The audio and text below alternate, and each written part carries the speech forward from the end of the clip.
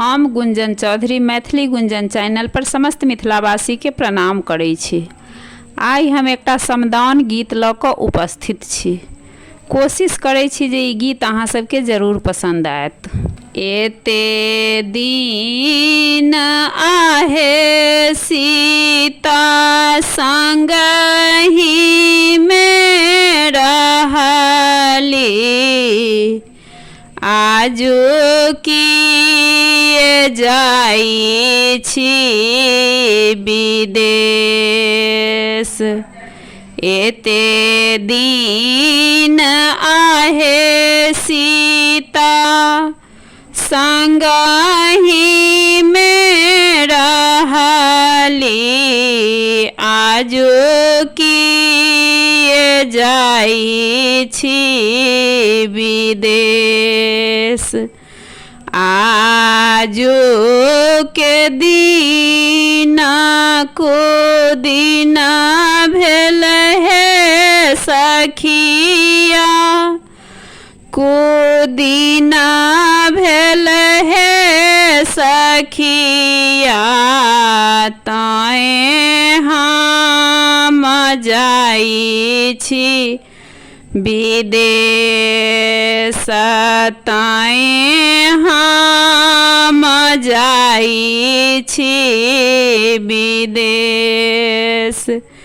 कोठा अटारी चढ़ी रोबए जान करीखी, मंत्री सहित परिवार।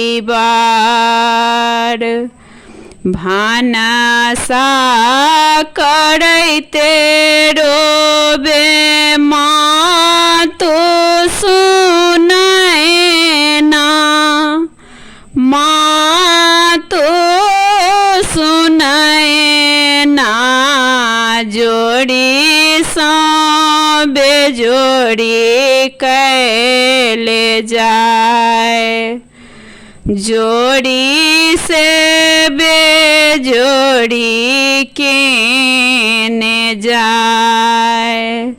लाले लाले डोलिया के सबूजी ओ हरिया, लागी गेल 16 हो कहार, लागी गेल 16 हो कहार।